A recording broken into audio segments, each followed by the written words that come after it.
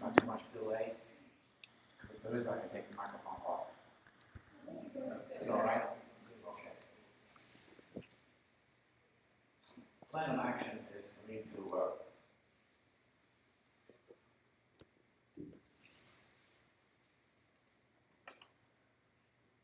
give you a little bit of history, personal history, and then to answer any questions that you might have, or at least discuss them.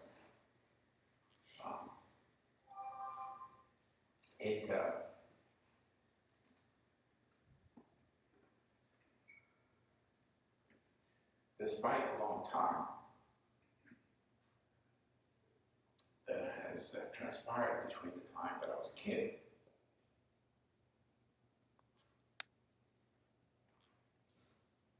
during this time and now, as you can hear, it's still difficult. But I know what I've done. It comes and goes, and I ignore it, and that's what you should do too. But just don't pay it any mind. Just nonsense. Doesn't mean anything.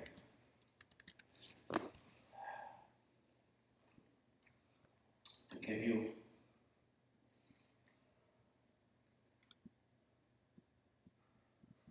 some perspective, my father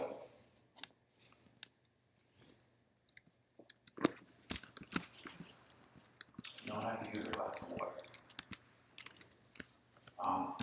My father was born in 1905. He was the oldest of 5 boys and 3 girls, and they both became musicians. His father was a violinist, and he became a violinist as well. When he was 13, he had to quit school because he needed to support his family, help to support his family. And in those days, you couldn't go to school and work at the same time. You had to make a choice. So he worked in a pit orchestra, which is an orchestra for silent movies. They would project a movie on the screen, and the sound would be from the orchestra in the background. That's how it was in those days. By the time he was 25, he met my mother in Vienna, Austria. He was from Poland. And they married, and the plan was for them to stay in Austria and to work in his father-in-law's cafe. But the laws in Austria were such that it was illegal for foreigners to work, especially Jews. So they went back to Poland and traveled around with his orchestra. And I was born in 1935, 5 years after they were married.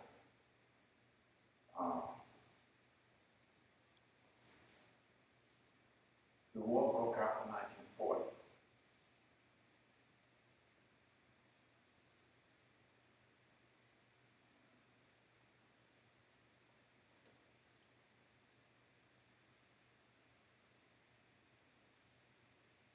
And the way it started for me was that we were living in the center of the city in some kind of it was either a hotel or a rooming house, I don't remember. I was 5 years old. And in the middle of the night, soldiers came, knocked on the door, and told us to pack a suitcase and come with them. We put into these trucks, open personnel carrier type trucks, you know, 2 benches on both sides. It was snowing lightly, and the trucks were open. I loved it. I liked to be in anything that has wheels. I was for it. And we went for a nice long ride, and we ended up in the middle of the woods someplace. We disembarked, and there was a whole bunch of people, several trucks, maybe 100 people or so. And we were put into the middle of the woods there, and there was soldiers were bunched up, having a discussion, kind of a lively argument. And the sound level was a little too loud. Can you lower it a little bit, please? And before we knew it, the soldiers disappeared and left us there in the middle of the woods. Later on, we found out that they were supposed to shoot us. But there was dissension, and some of the soldiers didn't want to do it, so we decided not to do it, just to leave us we found our way back somehow to where we lived, back into the city, and within a short time, we were rounded up. Thank you so much. We were rounded up and put into a ghetto, called a ghetto in those days. It was a wall-in section of the city, where all the Jews were rounded up and made to live there in crowded conditions. It was several families would be living in one apartment. And in the beginning, the conditions weren't too bad. They were just crowded. But as time went on, it got worse and worse. And if you ever have a chance to see the movie Schindler's List, it depicts the ghetto quite accurately, what it looked like.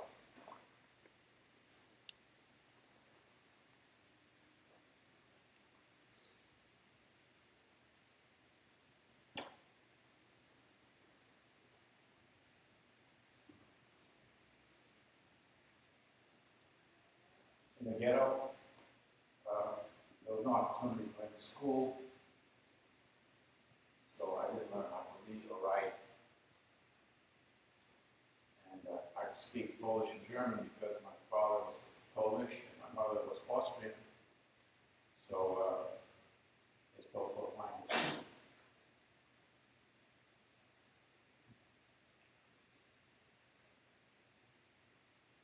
In the ghetto, the adults would go to work by bus and truck. They would go to various factories in the area. And the old people and the kids were left to themselves during the day to just hang out. And I learned to ride a bicycle, my father's bicycle, by putting my foot under the bar. You know, when you hold a bike like that. And, the only bike I had, I learned, and that was about the only thing I learned to do during that time. And every few weeks, there would be what's called an action, which was they would round up some people and take them away. We didn't know where they went, but we never saw them again.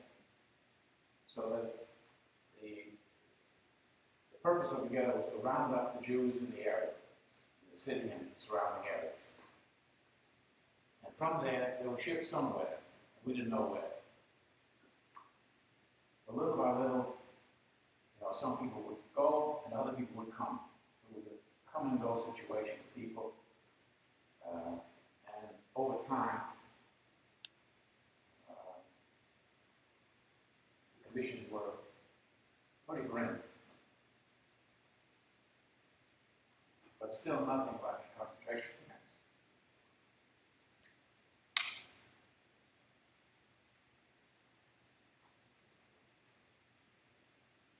That we were to see later.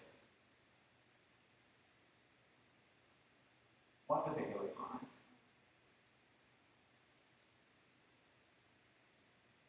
I got up in the morning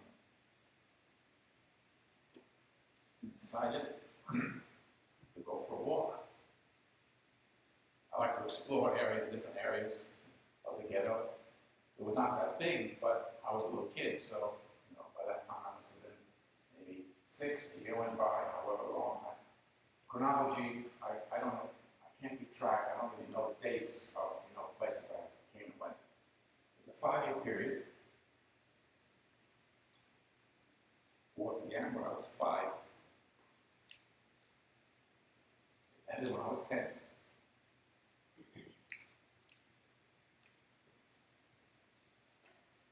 So this day I took a walk. Went a little too far. And I got lost.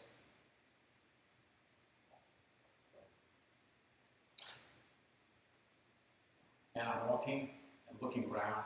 Doesn't seem familiar. And all of a sudden I hear a voice calling me. I look up and 2 nuns are sitting up on chairs on a porch. And they say, "Come, come." So I went. And they greeted me. And we introduced each other to each other. They asked me to sit down next to them.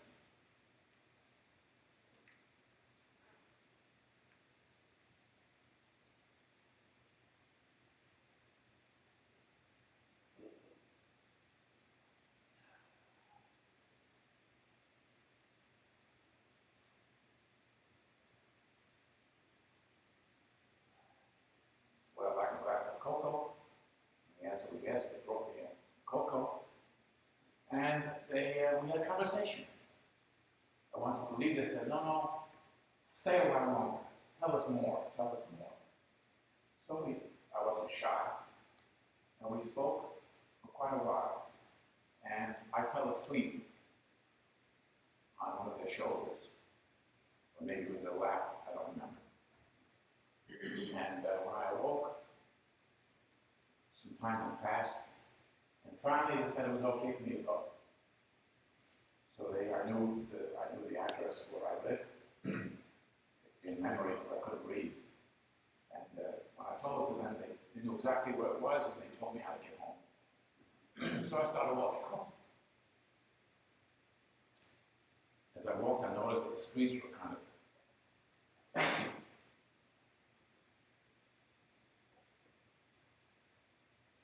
Not many people around. I got home, nobody there. Parents were still at work. I lay on the bed and fell asleep again. You know, sleep is a terrific escape. It also conserves energy. And when you're hungry, sleep helps. Well, I fell asleep, and the next thing I knew, I awake. Tremendous commotion around me. I see my father. My mother lying on the ground. She fainted when she saw me on the bed because while I was gone, all the children and old people in the ghetto were taken away.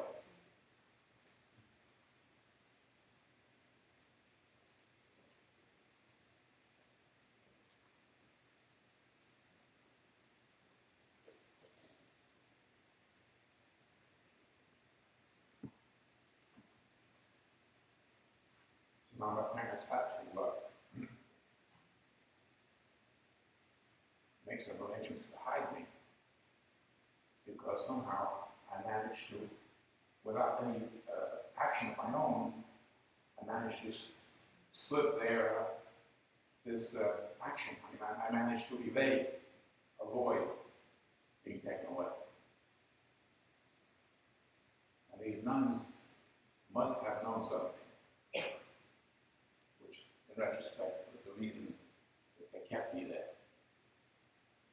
Without saying anything to me or scaring me in any way.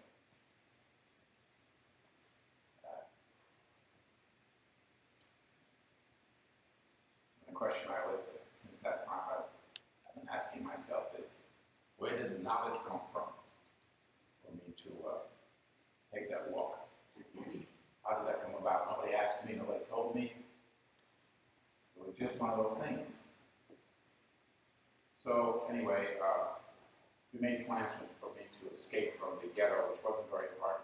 The gates weren't that tight, and the place was not, security wasn't that great because there was no place to go. You couldn't really go. If you escaped to the ghetto, you would eventually be caught, and all the people that were in the local area, they were so much against the Jews that if they ever caught anybody, they would clearly, turn them over to the soldiers, the German occupation force. So there was really no benefit to leave the ghetto and escape anyway. But my parents had devised a plan in which they were going to sneak me out of the ghetto, and I was to go to a lady's house who was the girlfriend of a friend of my father, who was a musician, Christian, and I was to live with her, hidden. But when I came out of the ghetto, I managed to get out. These kids across the street would call me names, call me the Jew, and dirty, and all this kind of stuff, and throw stones at me. So I realized that it was not possible, not practical for me to go to my destination, because I would only be leading them to the house of this person. So I had to make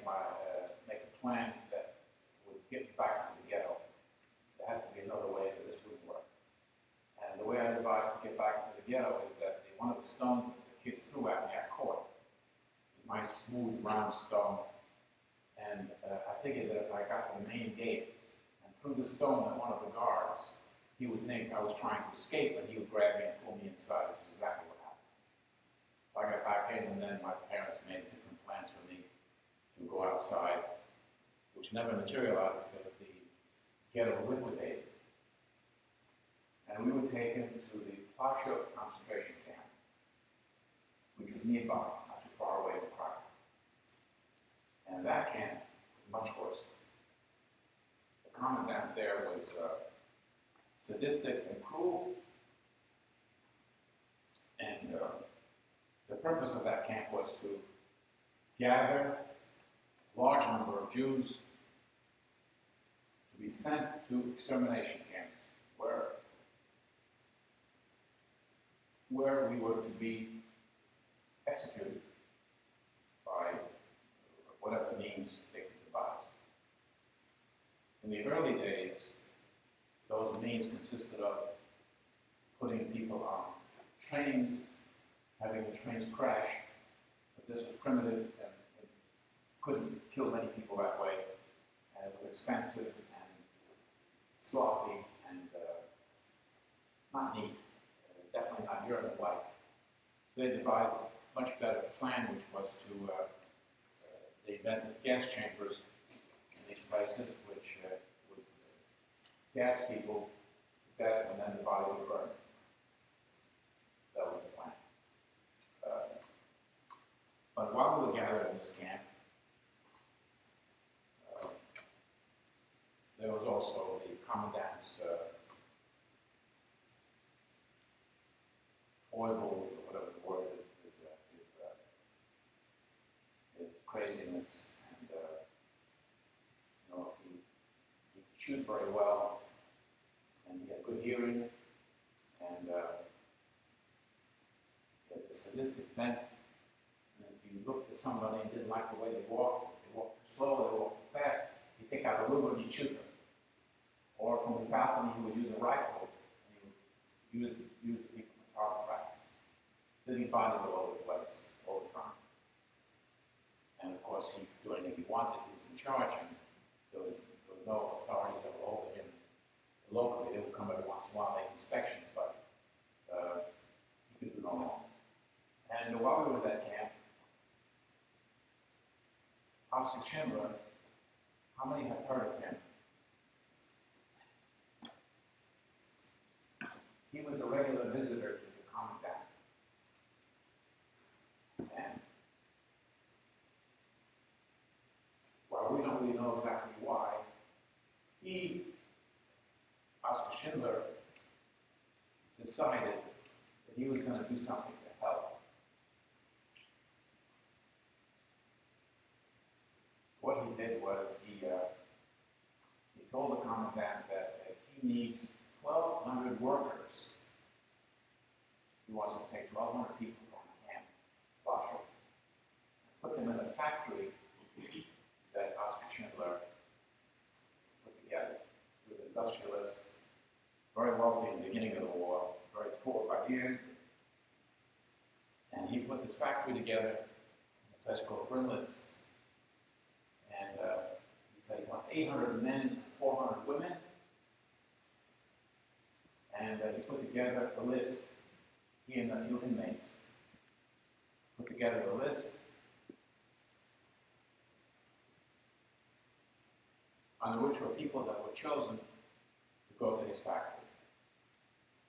And Oskar Schindler met my father, who played violin with his brother, who played the accordion. They played for the commandant at the commandant's parties. The commandant had parties in the evenings, on weekends and other, sometimes during the week. And my father and his brother were ordered to play. And my father told the commandant that as long as he keeps me alive, he'll play. If they take me away, it didn't matter what they did with him. That was the deal. fine. What does he care? One more Jew alive or dead, doesn't matter. Besides, you can kill him later. So my father played at his parties, met Oskar Schindler there. And of course, my father got on the list. I was on the list. My mother was on the list. My cousins, my uncle, the accordionist, and he and his wife. They married in the ghetto. They didn't have any children there. So we were put on the list. And my mother and my father were separated physically in camp. And the men were separated.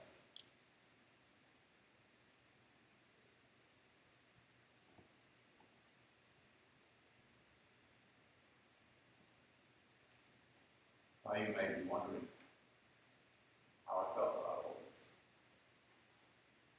And the answer is I felt fine. I had no problems. You know, kids are just. You see violence all around you, people dying, people hungry, people scared. No problem. I mean, everybody's like that. It's okay. I'll be like that too. Sound is still too loud. Turn it down just a little bit, please. So, I had no problems at all. And my father was very optimistic about everything, and when I got scared, he would say, don't worry, everything's going to be okay. There came a time when I really wasn't sure that he was right.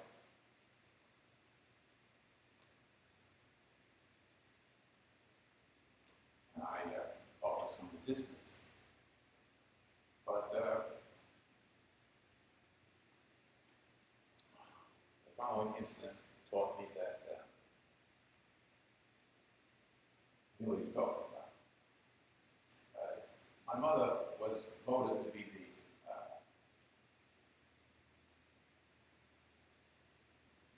what do you call it? Leader, I guess you might say, of this block that women lived in, the hut with maybe 120 women. And she was voted to be the one that takes the attendance and called the block leader. And one day, one of the women tried to escape, so my mother naturally was punished for it. She was the leader. So she was beaten with some kind of a device, some kind of a leather strap of some sort, and her back got infected. So that since she was the wife of the violinist, Alexander Rosner, they decided that they would put her in some kind of infirmary so that she would recover. And when my father found out about this, he decided that he wanted to go visit her. And he snuck out from his day job, which was he worked in a stone quarry, chopping stones for construction.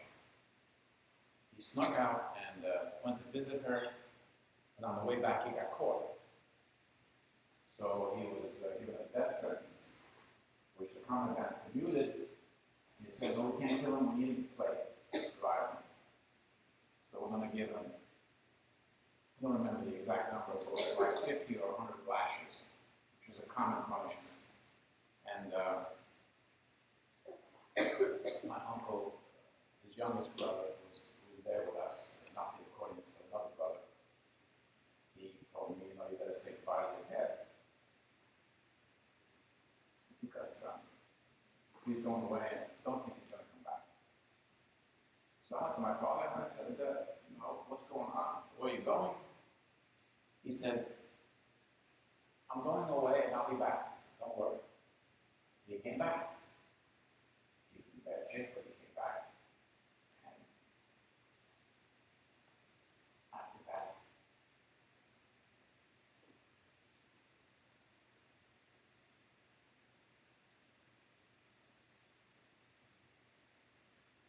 I never doubted him again.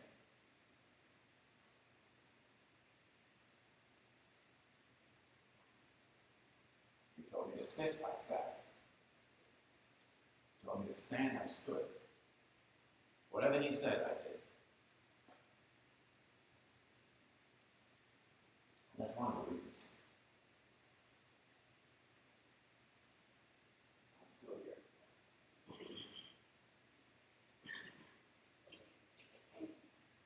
Anyway, he came back, he recovered, and a few months later, we went on our journey to Oskar Schindler's factory. The men went first. We went by train, cattle cars, that was the usual way in which we were transported. It was a long trip, no big deal. We got to the factory, and we stayed there for, maybe it was a couple of weeks, a very short time, we weren't there long. When German soldiers came around, some new soldiers came in, Schindler was away, and they said, children can't be here. Can't have any children. They were just boys, because women hadn't arrived yet. Women were still, they started later. So they took 11 boys, 11 fathers, and they put us on a passenger train with 2 guards to Auschwitz.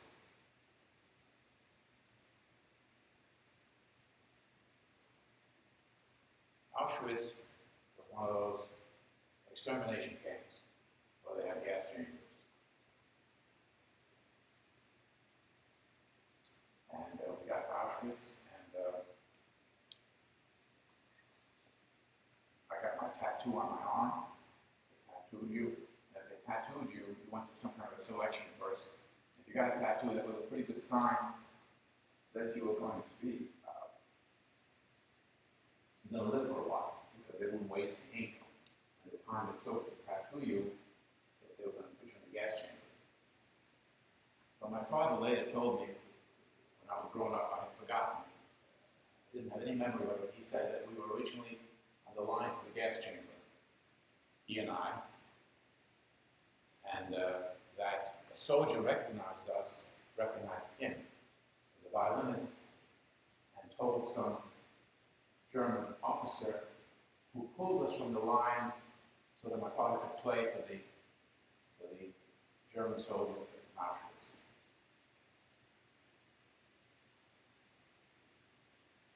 Now you got to understand that my father was around between 35 and 36, 37, right around there. At the height of his powers, musical powers, he was he played, people listened. There's something very special to his playing.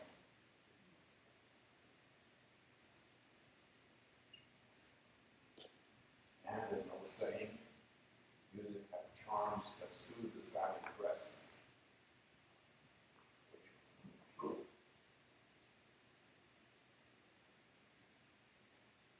So, he said we were pulled from the line, but I have no memory of it. Anyway, after we got our tattoos, we went to we were assigned a block, another block. Auschwitz was pretty big. There were thousands of people there. And we were right next to our block, next to the gypsy camp. All the gypsies there. And they were, I remember what they looked like. They were the only ones where men and women were together. They weren't separated for some reason. They were darker skinned than us. They were like dark gray. We were light gray, dull gray. I was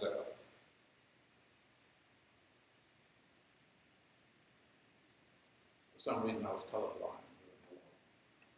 I had no memory of color. Dull gray.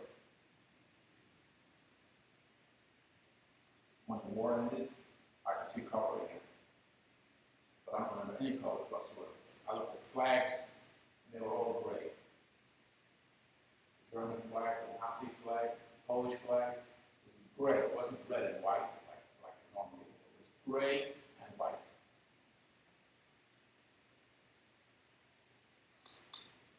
So the gypsies were a darker color than us, darker gray.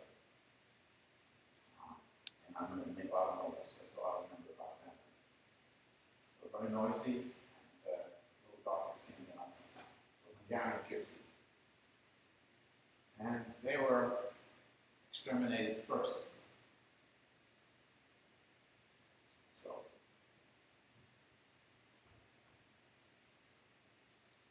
saw them. Next day they were gone. We stayed in Auschwitz for a while. It wasn't too long, but there came a time when the Germans saw that the war was coming to an end. They were losing. And they decided they couldn't kill us fast enough. So they had to take the people that were still living and ship them off to other places where they could be killed. So we were put on a train, cattle car train, and sent to Dachau.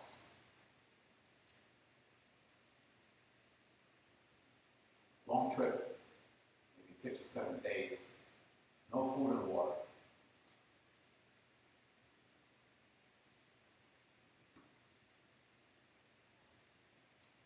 My father found some kind of rag, like a blanket, and he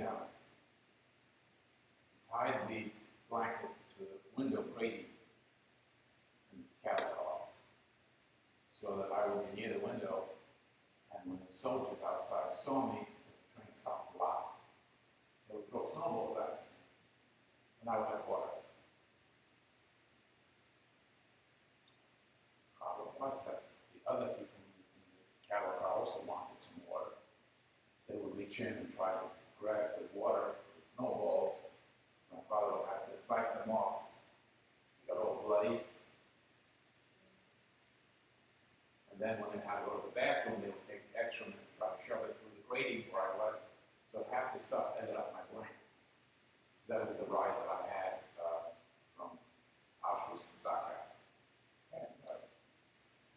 The Red Cross stopped the train once and attempted to feed the people, but by the time they got to our car, cattle car, the food was gone and there was no more. So we never got anything other than the snowball. That was what we would survive on.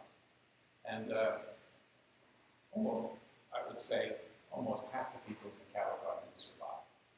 So when we ended up in Dachau, I started walking over the corpses. My father said, "Oh."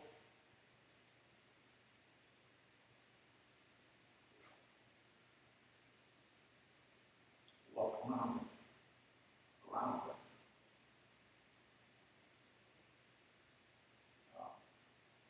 We got to Dachau, and we stayed there for quite a while.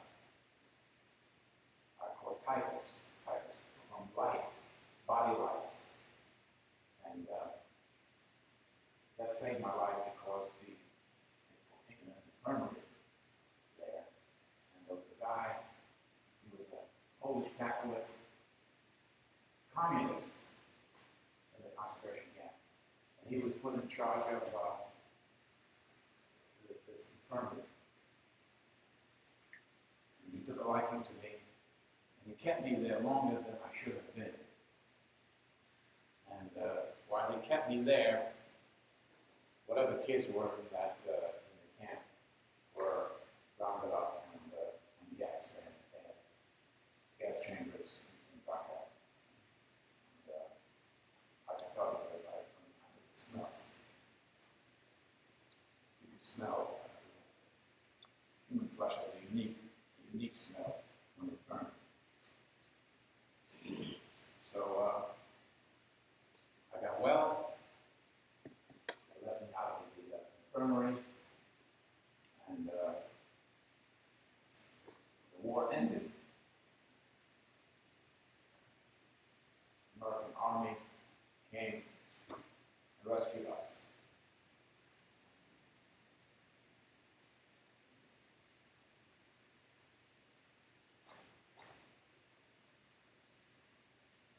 There were filmmakers there who took films of this.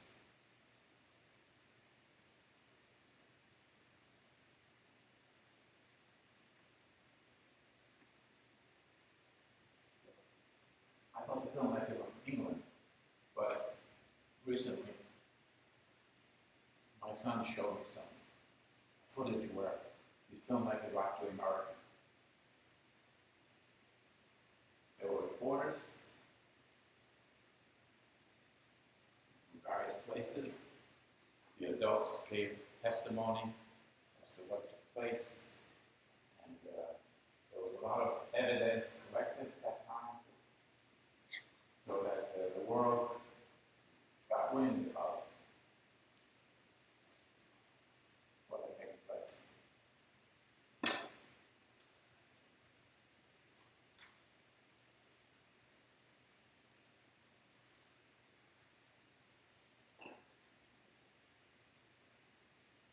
Up until then, I was fine. I had no problem. I took everything in stride. My father was there to protect me. And I survived intact. No broken bones. I was beaten only once in Auschwitz because I couldn't read. So I didn't see the sign that said there was a quarantine.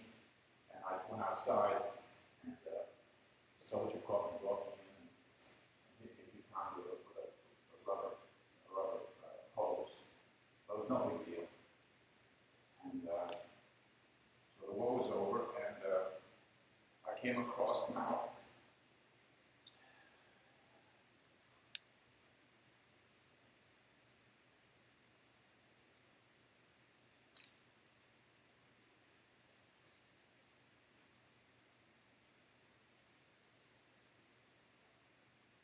American soldiers.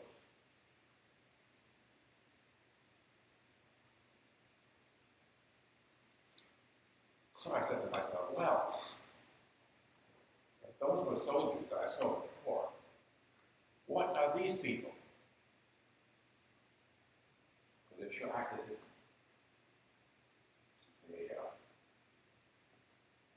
They smiled a lot. The language was alien, but it sounded nice. They treated me nice. They gave me candy, Coca-Cola.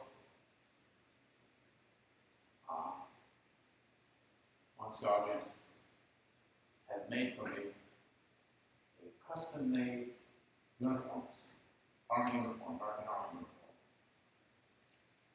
He gave me a real gun, pistol, silver-handled revolver with a bent firing pin so I couldn't kill anybody. And I was now 10 and a half. And gave me a bicycle, beautiful bicycle. So I was a little mixed up as to,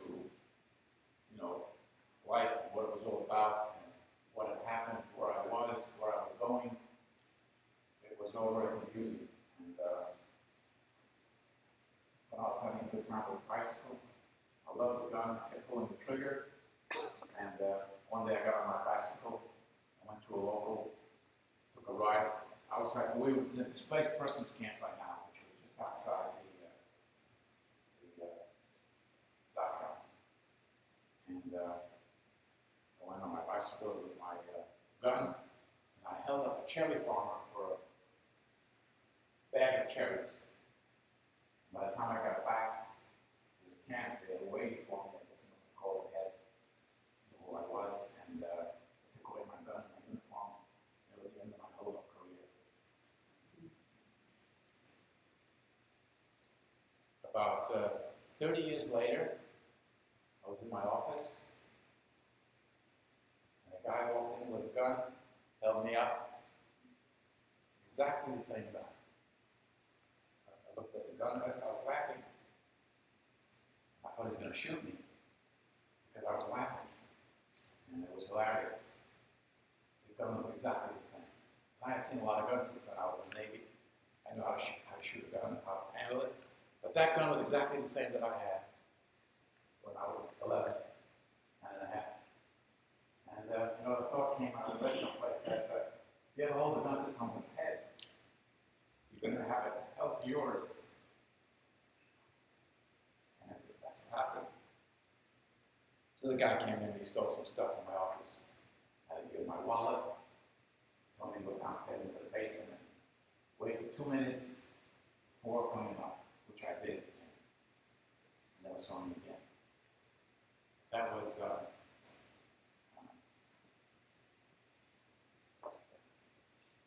back to Dachau and the army, we were then put into the purpose of the camp, Space Forces camp, was for us to find a way to go forward from there, find a way, place to live, figure out where we're going to go, because we were, we had no documents, no money. Very poor health, except me, I was good health. My father weighed under 100 pounds. And we didn't know if my mother was alive or dead. We were afraid. We were just men, women. My mother arrived at Schindler's factory, and she spent the war in his factory, where no one was killed and no one was beaten. And he did save all those people. They were liberated by the Russian army. Then from there they found their way away. My mother read our names someplace in some newspaper published by the United Nations Relief Organization. And she found her way to Munich, where we were reunited.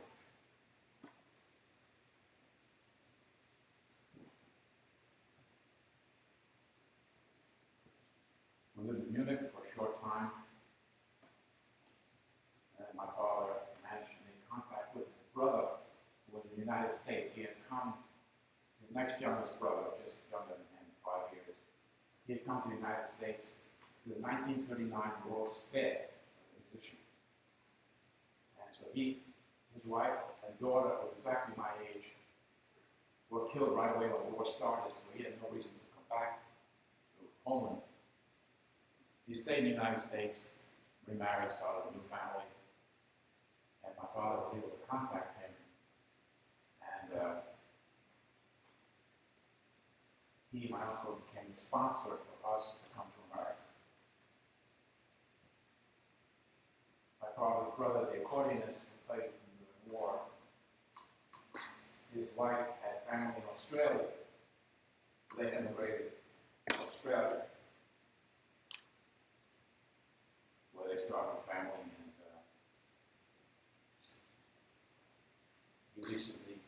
she passed away recently. My parents, of course, passed away years ago.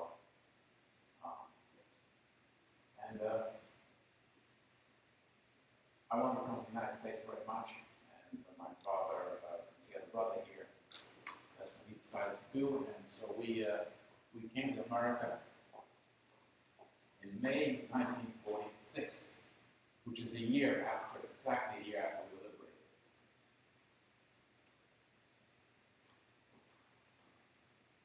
I still couldn't read or write any language. I didn't speak English. Except for a few words, I managed to learn from the soldiers who treated me so nicely. Whom I wanted to be like. I was highly motivated to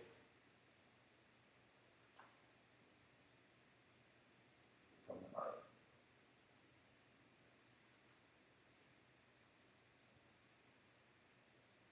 We landed in New York, came on a ship, a CP called transport, Army transport ship.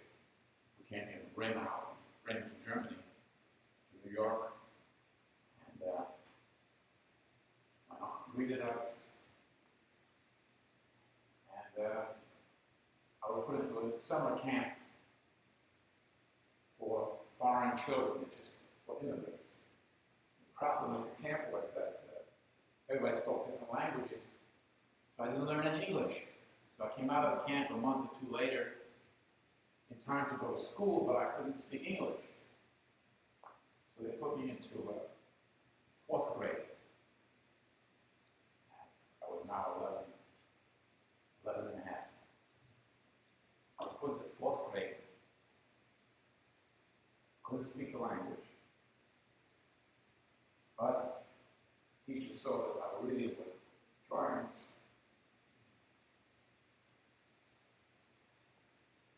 They helped me a lot. And I got the idea to get some comic books, and I learned how to read and write from comic books. Very good. Within 6 months of starting school, I could speak English like kids my own age. Within 1 year, I spoke perfectly. Nobody could tell that I was a foreigner, but maybe a speech therapist could probably tell. So some vestiges of an accent, which there still may be. But kids learn very quickly. That's really the point. And by the end of that year, I was in 6th grade, 6B. So from 4A to 6B in 1 year.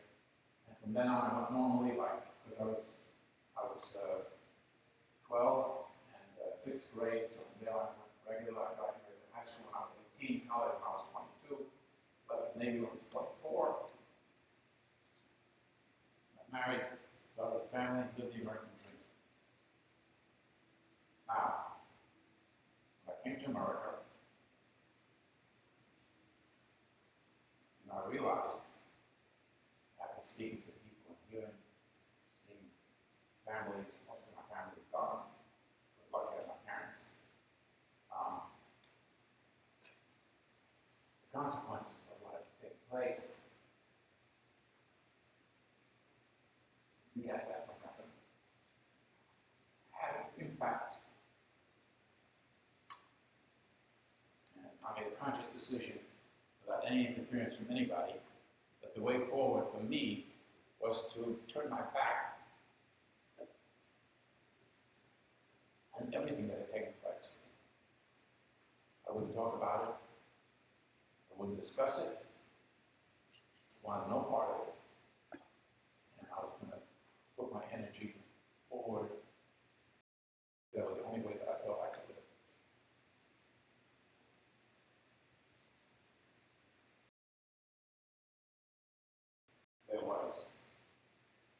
I was fearful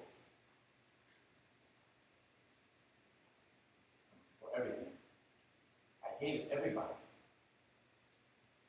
except the United States and my parents. I felt the world was complicit with what had taken place. But it wasn't just the Germans. Polish hated us. And as far as I knew, the Jews were hated everywhere in the world. So I was born Jewish. I was stuck being Jewish. And there was even some discrimination when I was in school. There was some little bit of anti-Semitism that I came across, but it was peanuts and insignificant compared to what I had suffered, so I didn't pay it in mind. I just took it in stride. Even in the Navy, there was anti-Semitism, but again, it made no impact at all on me. But I didn't speak about the Holocaust to anybody. People, when I was a lifeguard in Jones Beach or Arkansas, Rockaway, people saw my tattoo and would ask me what it was. I would tell them my girlfriend's telephone number. Some people knew better, and they said that, they asked me what it was. I would answer at the end of it. At one point, I pulled some guy's daughter out of the surf. Plastic surgeon. He said, you know, I'm going to get rid of that tattoo for you. You don't need to go through life with that tattoo. He said, you can, we can graft a piece of skin from your behind and put it over here. There won't be any scars. You'll get rid of the number.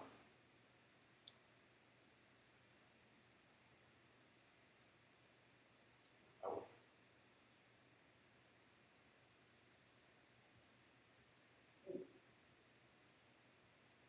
18 at the time.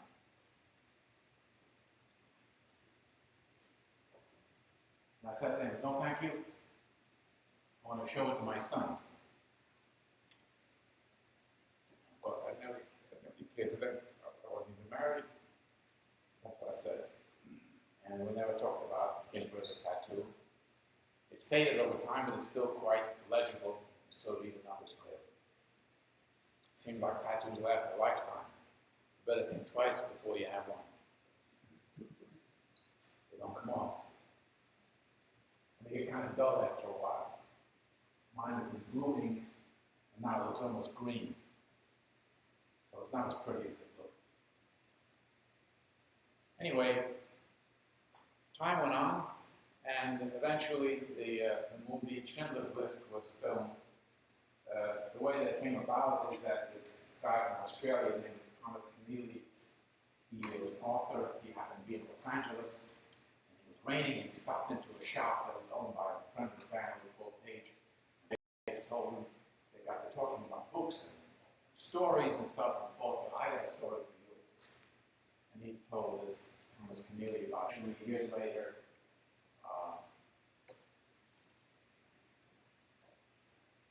Spielberg, the director, got rights to the movie and the film. And they called my father and asked if he would take part in the filming of the movie because they wanted to have the actual people that were still alive from the factory from those times take part in the movie, the epilogue scene in which the actors who play us and the actual people would walk down the cemetery and put a stone on Oskar Schindler's grave in respect. That was what the director wanted to do. So he invited all the people that he could find to research the actual people and invited to go to Jerusalem for the film. And I didn't want to go. My father said, if you don't go, I don't go. And it was important, I felt it was important that my father should go. So I went, my wife and I, and my father, my mother, my cousin, and uncle, everybody went there for this filming. And you see the movie, you see us actual people at the end. Me, this little kid, holding his hand, and we're walking down with a little stone in the grave. Now, up until then, I didn't speak about the Holocaust. My parents spoke about it a lot because they had a life before the war, and I didn't. I didn't remember anything before the war. So they spoke about it, and when they would speak about it at the table with their friends and family, I would excuse myself and I would leave. I really wasn't interested. But after the movie was made, I had done a sound system for a temple, a Jewish temple on 2nd Avenue, and the rabbi there asked me, would I consider speaking to a group of people about the film and Holocaust? And I agreed, and I spoke, and it was okay. It went okay. At first, I had a hard time. When I was about to speak, I didn't know what to say, and somehow the words came out. So after that,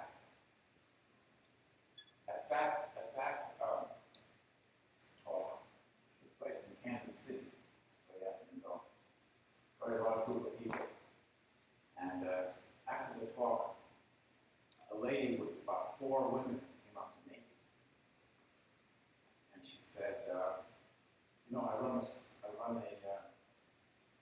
center for abused women.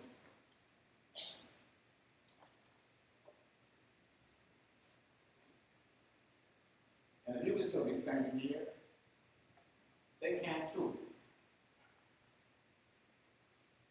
So I took that as a sign that maybe what I was doing was not such a bad thing. Because at first I thought it was not a good thing because I was really feeding the devil. You know, you remember these events, you bring them into the present. You bring certain forces into the present too, and they're not necessarily terrific. After all, you're listening to this, listening to me. You can't say this is full of cherries and you're having a wonderful time, because it's not. On the other hand, some remedial education is called for, because, number one, life is not all full of cherries.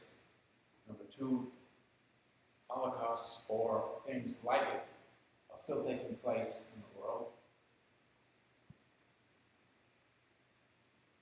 Well, you don't have to demonstrate or join the Peace Corps.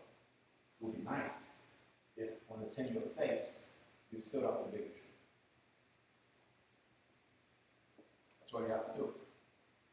You don't have to sign up anywhere. But when it's in your face, it would be nice if you stood up. Because all of us, young or old, black or white, male or female, we all have a conscience.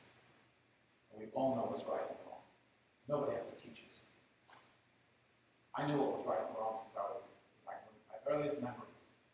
I didn't always do the right thing. I done plenty of wrong things, but I knew I was doing wrong. And I think most of us have to confess that that's the situation.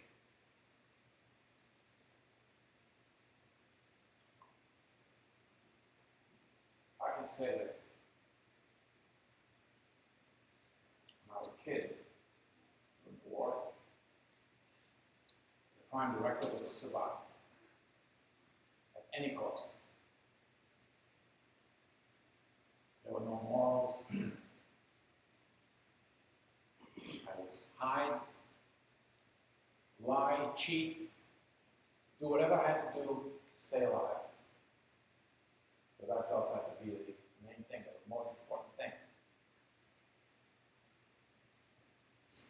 And only people who are trained, like in the service or in other groups that are trained to take care of other people and to think of other people first, other than parents, because that comes naturally to parents, but to young people who don't have children. Without that kind of training, it's not natural for you to say, well, stand in front of somebody's about to get shot. You just don't stand in front of them and protect them. It's not a natural instinct, is what I'm trying to say. It's more natural to hide behind that person, not to get shot. It's not. So what people in the army, people who join the armed services, and put their life on the line for the rest of us, they really train to get. Just the idea that they're willing to do this is something that's terrific. There are people that are willing to sacrifice their own life for the sake of others. Strangers, basically. And that's what the armed forces people are doing. They go off to fight wars and stuff, and they put themselves in harm's way so that we could enjoy the freedom that we enjoy. Anyway, so now when the opportunity is there, when people ask me to speak, I managed to do it. And the most important part of this thing is to really answer any question that you might have. Because there's nothing like confronting a live witness without translation needed or a book that somebody writes. There's nothing like nose-to-nose communication. And whatever level you ask the question, that's the level that I will answer. If I know the answer. If I don't know the answer, I would say so. I'm not running for office, I'm going to have to lie. So with that, we have time. Fire away.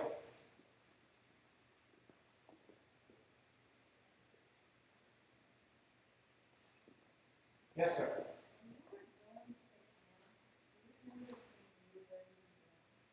Yes, I remember. I did not know where I was going. I had no idea. We had no idea. We were all very scared. And the Jewish tradition is to, nobody taught us self-defense. We didn't know how to fight. But that's not, it wasn't in the tradition. So we felt ourselves defenseless. There was hardly any objections. There was no fighting back. No one thought of. Maybe you think about it. We were in a train from Schindler's camp to Auschwitz. 2 guards were guarding 11 men, grown men with 11 children. You would think that some of those men might overpower the guards, but they were so demoralized. They were so afraid, and they knew they weren't going to be helping the passengers on the train, who all looked at us like we were vermin. You know what vermin is? Vermin. It's cockroaches. That's a look. They call it Untermenschen in German, which literal translation is under people, or a colloquial translation like lowlights. And that's how we were considered, how Jews were considered at that time, by most people, most Christians.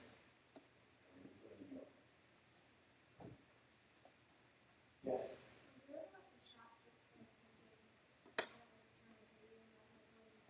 Was there ever what? Or was the man trying to shoot me? No. I was a kid, and no, they kind of didn't involve me. Yes? So when you left the ghetto, did you go to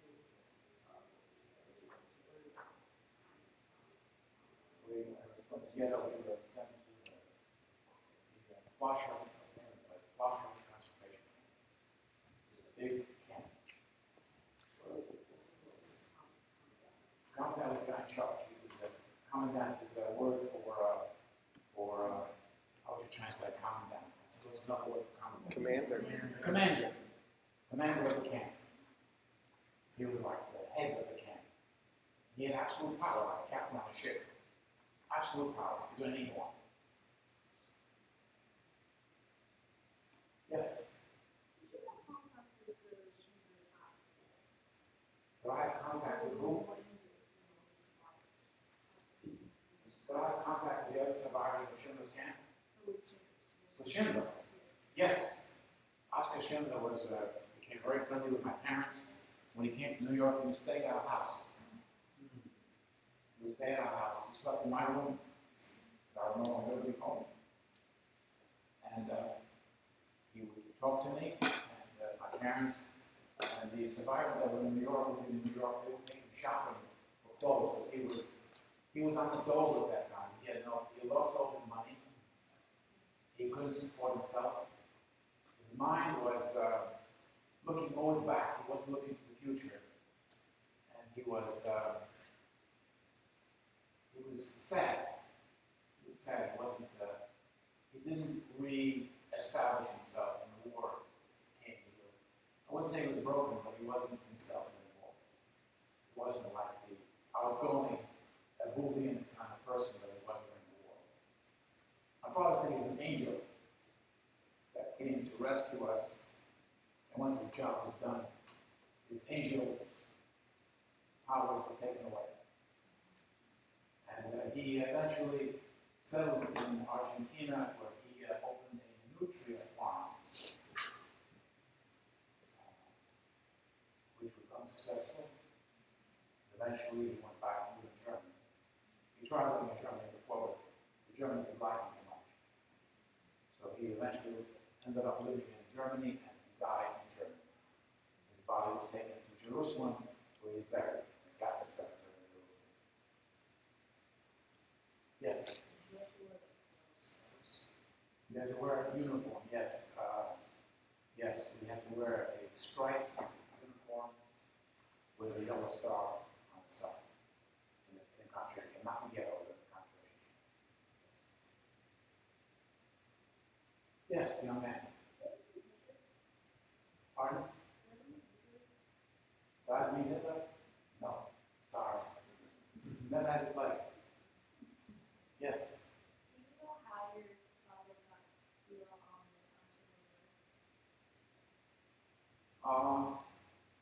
My father got us on Schindler's list because Schindler picked my father because he knew him from the plane. But I think your overall question is how did the list come about, and how did they earn to be on that list? No one really knows. He never talked about it, and it was just, I think the two accountants that were in charge, the two guys, in the movie they showed only one accountant, there was actually two of them. And they were the ones who made the decisions. I don't know on what basis. I don't know what basis the other people were. I know that my father was because he was a violinist, and his brother was an accordionist, and Schindler wanted that. That's how I know that we were put on. But as far as other people, I have no idea. Yes? Did you know when the war was over? Yes, I knew when the war was over. In fact, I knew a day before that the war was going to end. I had very good hearing when I was a kid. And in the distance, I heard what later turned out to be artillery fire. But I heard it, nobody else heard it. And I remember saying to this grown man standing next to me while I was in Dachau, I said, you know, I think the war's going to come to an end very soon. He slapped me. He slapped me across the face, I'll never forget. Because I was speaking like heresy, you know, I don't know the expression is, but I was causing trouble, I think. I told my father, I had words with the guy, but that's what happened. So yes, and when the war came, it came to an end, soldiers came, the Germans that were guarding the camp, in the perimeter of the camp that had these towers with machine guns, they hung their underwear on the machine guns and waved them around. Capitulation, surrender. And the American soldiers came with trucks and jeeps and troops, big rifles with bayonets fixed, and that's how we knew the war was over. Yes? But my father, was he my biggest? Yes, he was the biggest. Obviously, without him, I would be alive, because there was his optimism, and he always told me things going to be okay, don't worry. Even when things look bad, and I listened to him. And when we came to America, he was my biggest fan. Of course, he was my biggest fan. While your father was working, you were looking at what were you doing? What were your kids doing? Hiding and scrounging for food. We were starving, underfed, and for some reason, I didn't lose a lot of weight, just a little bit. The adults lost tremendous weight. Starvation, but not the kids. None of the kids that I saw there were really looked, skeletal. They really have to lack nourishment. So that's what we did. Yes?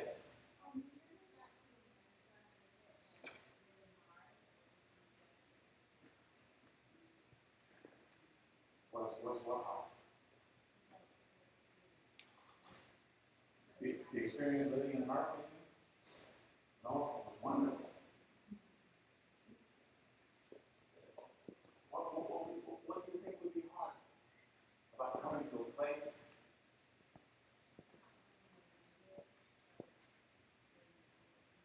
Well, it was not a problem. Not only when I met the American soldiers, I knew even less English then than I did when I came to America. And I had no trouble communicating. When people, goodwill, communication is really not a problem.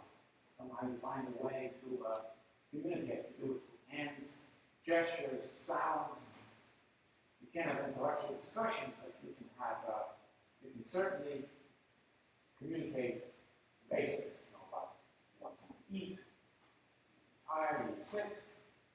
I never had problems communicating with people. And even when I have an Asian man who works for me, and he never speaks any English because he lives at home with his family. He speaks only Chinese.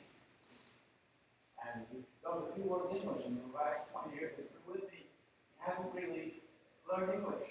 And I have no trouble with it. I don't speak Chinese either. So it's, language is something that, if you really want to understand somebody, and he doesn't speak your language, trust me, you will have no trouble. Yes? None. No siblings. I'm the only child. Yes. Anywhere I can find. In offices, in wagons, in pits. I dug holes in the earth. I was so good at hiding when I came to America to play hide and seek. Nobody could ever find me. Yes.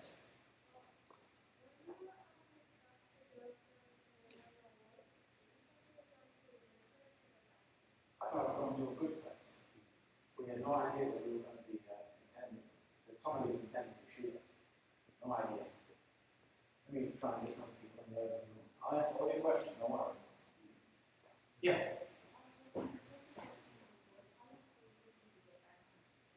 Say it again. I don't remember. But it was the same day. It was the same day. I don't know how many hours. Yes? Yes.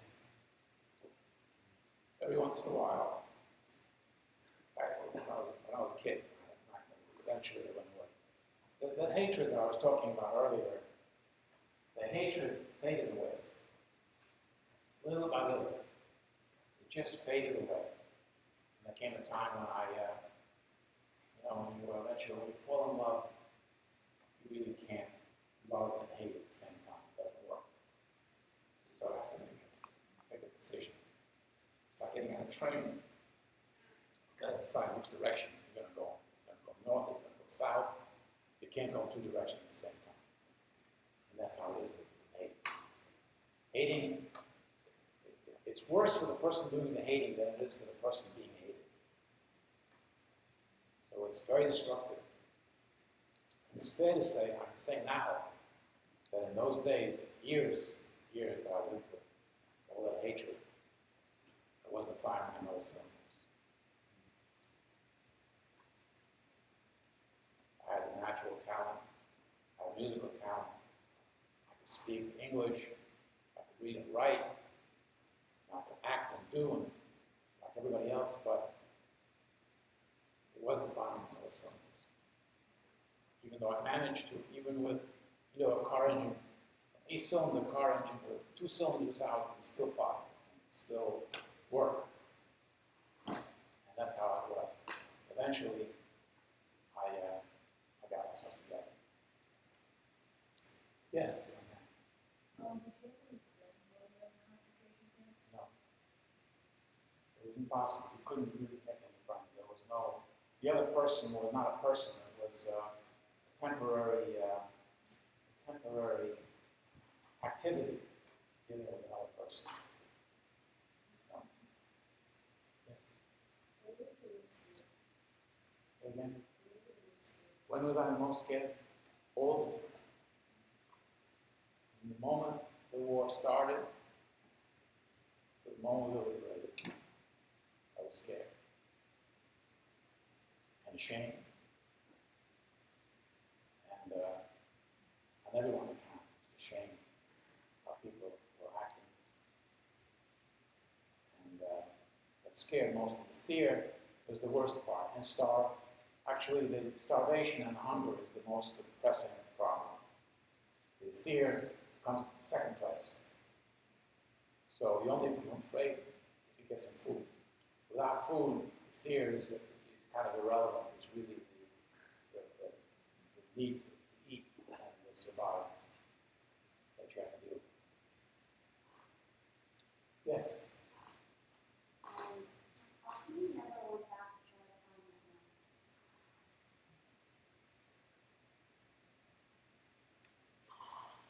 Well, I never wanted to go back to Krakow.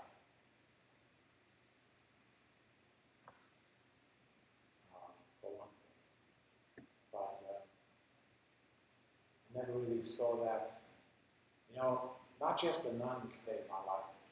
There are many people who helped me during those times. Little things that they did, just pointed the way to go when I was running away from somebody. So they know what they did. And in fact, since you asked that question, let me tell you my experience that I had when I tried to visit the sergeant who made that uniform for me. He gave me his name and address in the United States and told me when I come to America, I should come visit him. I remember his name and his address. And when I was 17, I got my junior license, and my best friend and I decided we were going to go to Washington, D.C. on vacation. This man lived in Falls Church, Virginia, which is very close to Washington, D.C. So I decided to visit him. And I went there to his house, and he came out to greet me, took me around the back of the house, and told me the following, in so many words.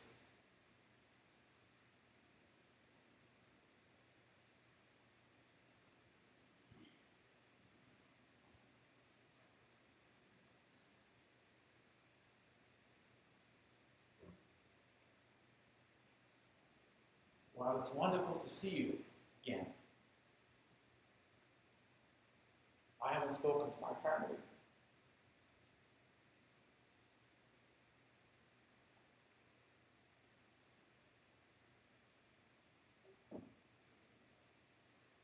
About the war at all. I can't. And don't come back.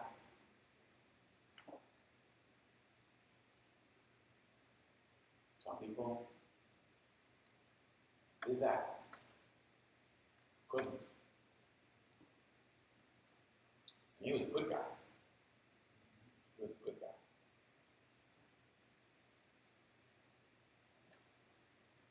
He looked like Ren.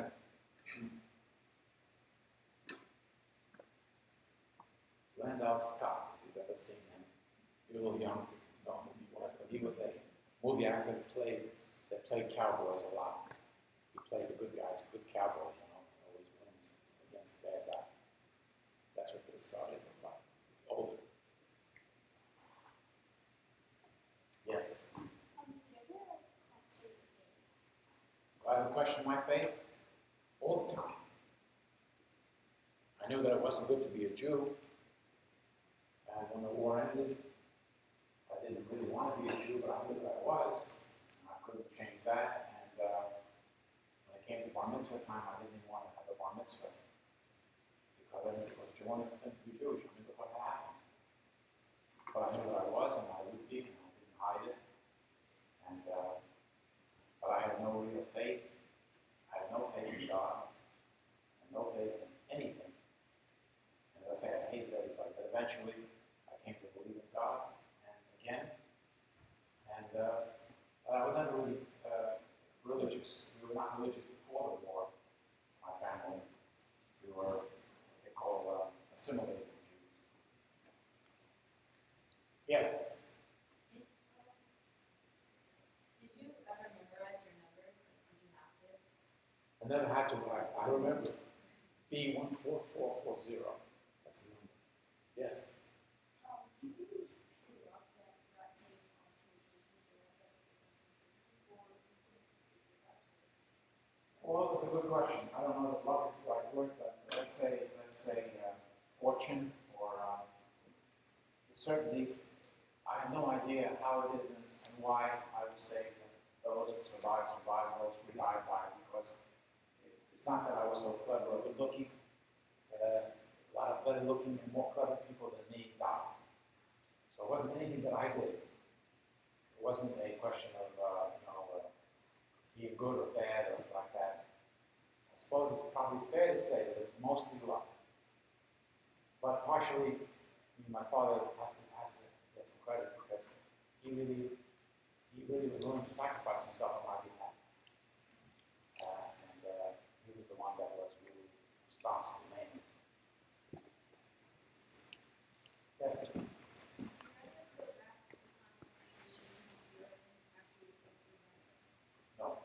went back to Baltimore. What? Yes. Have you ever been more involved in your life? How do you keep going when you're intense? Well, as I said before, we do have a prime directive to survive. That's a prime directive. Everybody wants to live. Anybody who doesn't want to live and wants to commit suicide, they're sick. Mind is not working straight. When the mind is working, wants to survive. So you do everything you can to survive. Yes?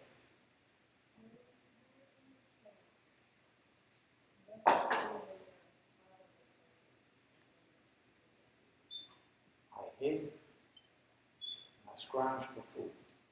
The garbage, heels, and anything that could be mildly considered together. Yes? Some people help me hide. Yes, they do. Well, yes? Yeah, sure. Yeah. Yes. Say it again. Yes, I play the accordion and harmonica. And in Auschwitz, I was given an accordion by a German female guard. She asked me if I played an instrument. I said yes. And she came back a while later with the accordion that I played. Yes. Do I play instruments now? Yes. I do. Yes.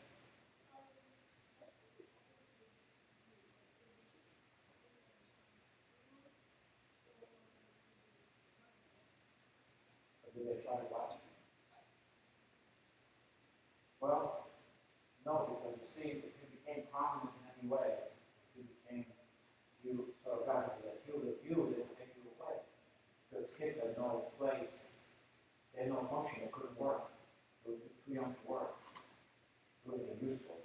I remember when I was in Plasha, the first camp, they did put me together with some other kids making brushes.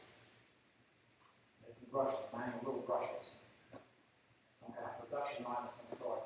But I think that was more to demonstrate to the visiting superiors that they were trying to make use of the workers.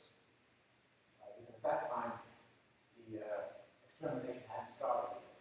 At that time, the mission was to bring together, to concentrate the people together. So they felt they had to give us something to do, keep us out of trouble. But that didn't last long because we didn't do a good job with Russians. Yes? You could say anything about his decisions. You have a question. You gotta stay real. Should probably be wrapping it up here. Is there Yeah. any last questions? Okay. I Thank wanna- you very much for your attention.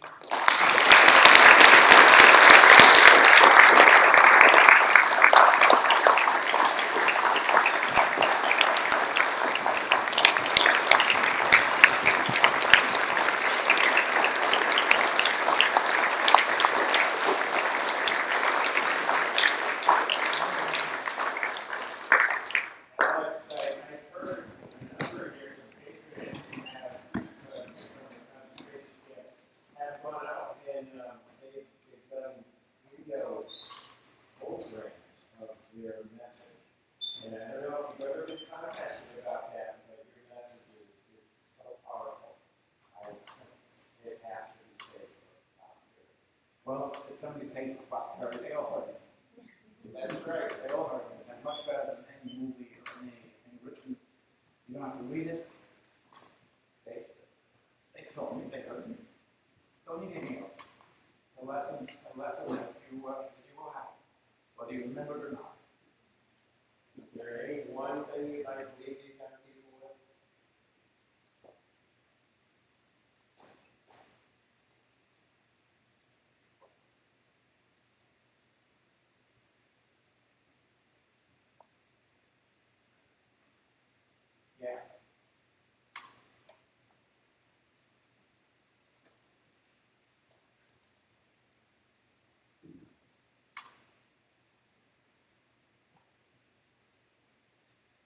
Don't turn your back on